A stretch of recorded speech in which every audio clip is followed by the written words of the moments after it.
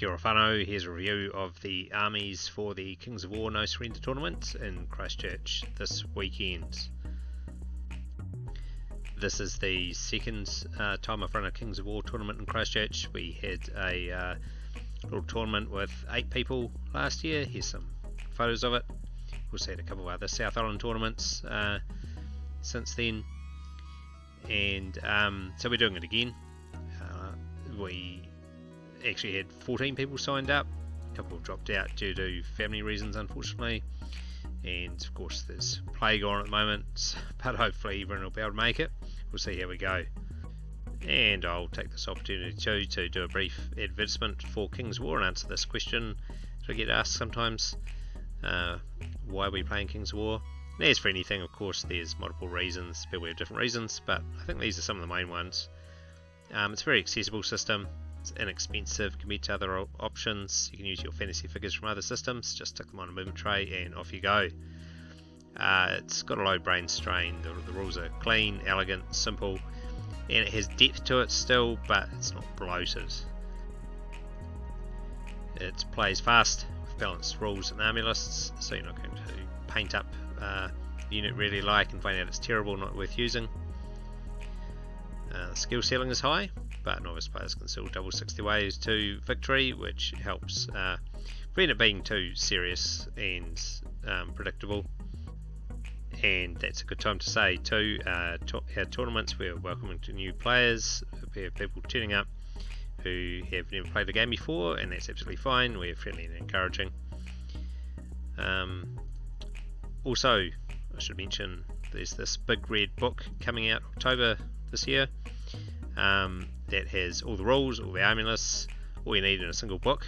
So that's a great idea by Mantic, and it's an excellent time to get into it. Good stuff. Right, back to the main event, which is looking at the armies turning up to No Surrender. And we'll start, I thought, with the good armies, then proceed to the neutral armies, and then on to the evil armies. And Paul is back with his Northern Alliance, which, as the name suggests, is an alliance of northern peoples, including humans and dwarves and half-elves, and they live in the cold north. So he's got his old Norse figures largely for this, plus a few Mantic figures, I think. And so he has a unit of dwarf clansmen, human clansmen, half-elf berserkers, the skulls, ice elementals, and these are all combat units, though especially the half-elf berserkers and the skulls. The ice elementals, so they can shoot, I think, shards of ice or something, and they also be surged or magically moved by the Ice Queen just below. There's a couple of swarms of snow foxes to get in the way. Lords on a horse and a Frostfang, which is a giant polar bear type thing. So quite a balanced army. Obviously favouring close combat with a bit of magic, and changes from last time include the I think he's added the ice elementals and Ice Queen. I don't think he had them last time. It'll be interesting to see how it all does. And I've got the Cavern Dweller there, who is a monster who ate quite a few of my units in one game, so I probably didn't want to see it, so watch out for that. Alright, next we have Emma's Basileans. So this is the same army she bought last time, I think. So she has the Elohi, the Angels, with Brew of Sharpness, 2 trips of Gur Panthers as fast moving chaff units, 3 units of Knights, and a unit of Lancers with the Pendant of Retribution. So if you do take them out in close combat, then they're going to cause damage to you in return. Samacris, the angel hero, Celestis, the hero riding a lion, and the high paladin on dragon. So this entire army moves very quickly, and the vast majority of it also hits very hard. So it'll be interesting to see how she gets on with it this time around. Next, neutral armies. First up, Rodney's Kingdoms of Men. So a Horde of Pike, Regiment of Foot Guards, then the main hitting units are 3 units of Knights and 2 Giants. There's a unit of Scouts, and a couple of wizards flying around on Pegasi, mainly with lightning bolt. One of them's got Pain Chant, and a general on winged beast with diadem of dragonkind. So only one inspiring source, though it is a very inspiring hero for the extra range, which might cause issues, but otherwise some solid close combat power in this army with a bit of support from the wizards flying around to cause annoyance and grab objectives and so on. Next we have Eric's Trident Realms, and this is actually my army, and Eric's borrowing it. I haven't had much success with it, but he's been practicing the last few weeks, and he's actually won all his games, so he seems to be getting the hang of it. And so these naiads, they regenerate, they ensnare from the front, most of the units here, so you risk getting tar pitted into this army, and then it comes around behind you with the knuckers, which are big snake things, or the worm rider. Perhaps the water elementals being magically moved, surged into your flanks.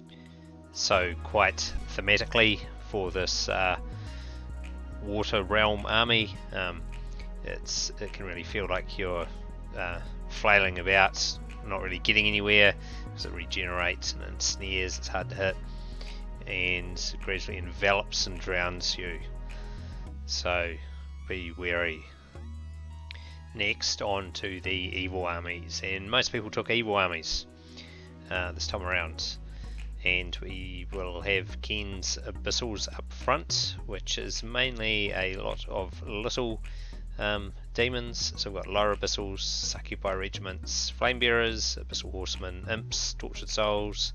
So these are all smaller demons in a mix of combat and shooting there. And then we have two Seductresses, including Matsubusu. So they're character hunters mainly. One of them is on the right there. And an Archfiend of the Abyss with Diadem of Dragonkind. So that's a huge greater demon. Fireball 16. Quite a few magic items in this list, but overall it's a mix of units, not leaning into anything too heavily.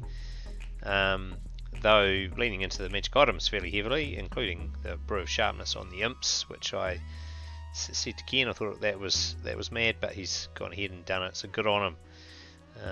Let's see how these Abyssals do.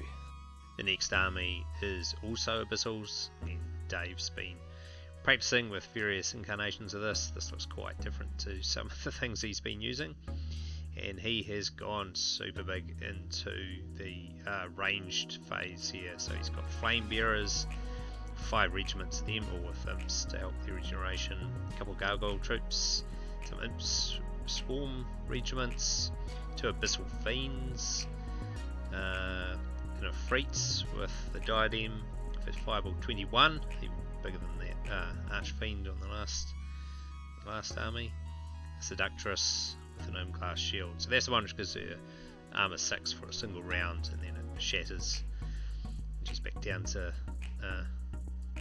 defense 4 after that, and then an Abyssal Warlock.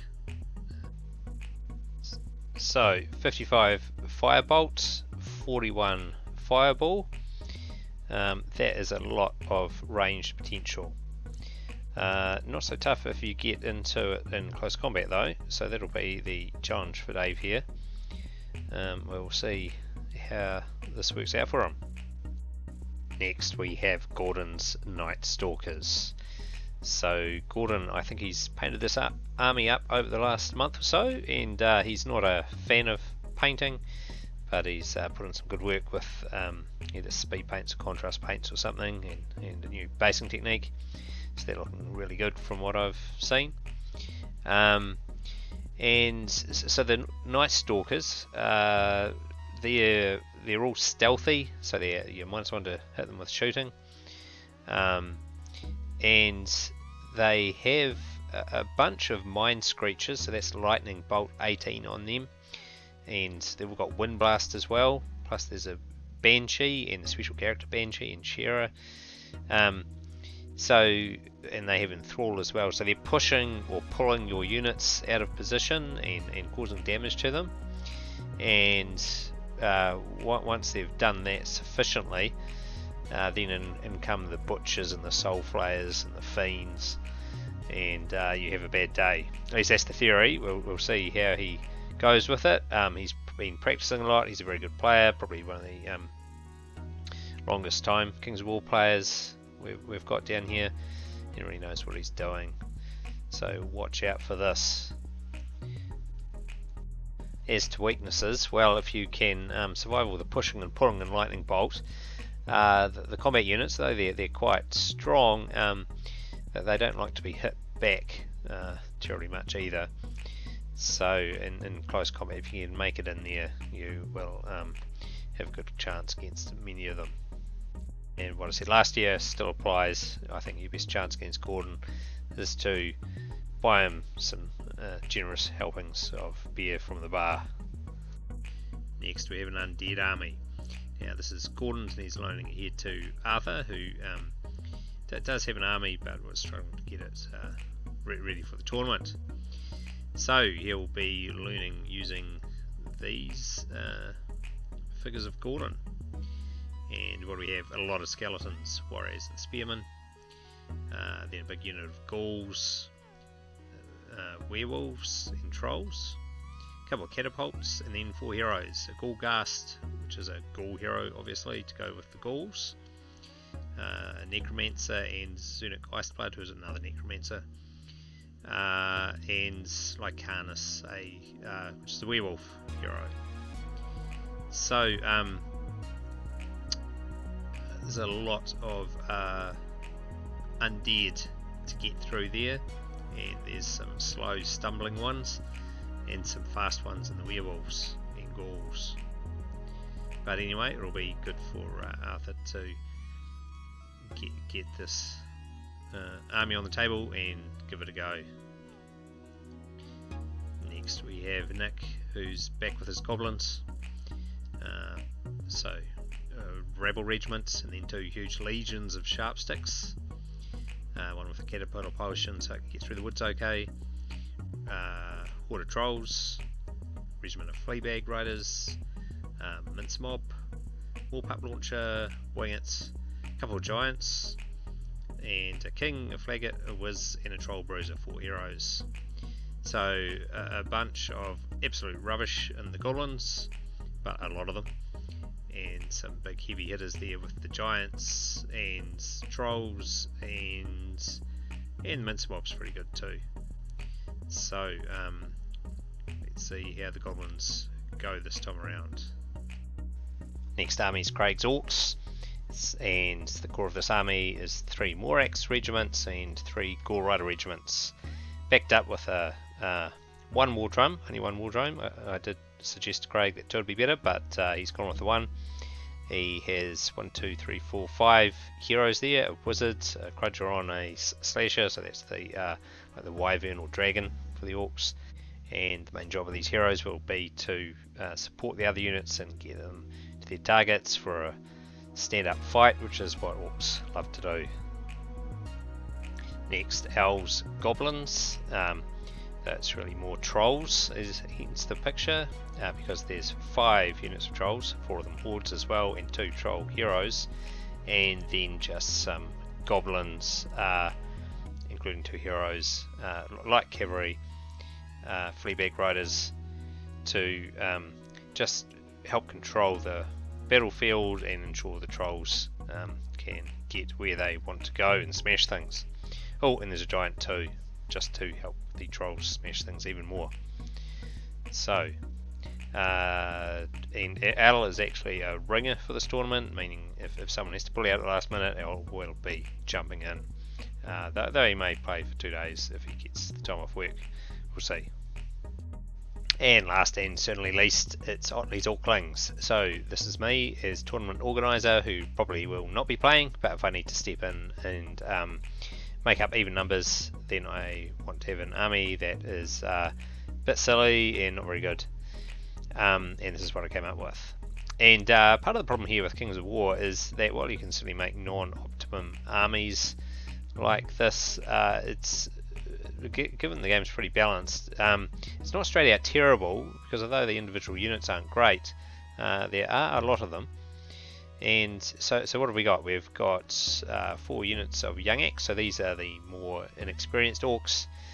And then we've got 4 hordes of Orclings. One of them whips playmates with the Crystal Pendant of Retribution, so they blow up if you do defeat them. We've got 3 wizards who, well, we'll see how they go. I haven't even actually used wizards with Orcs yet.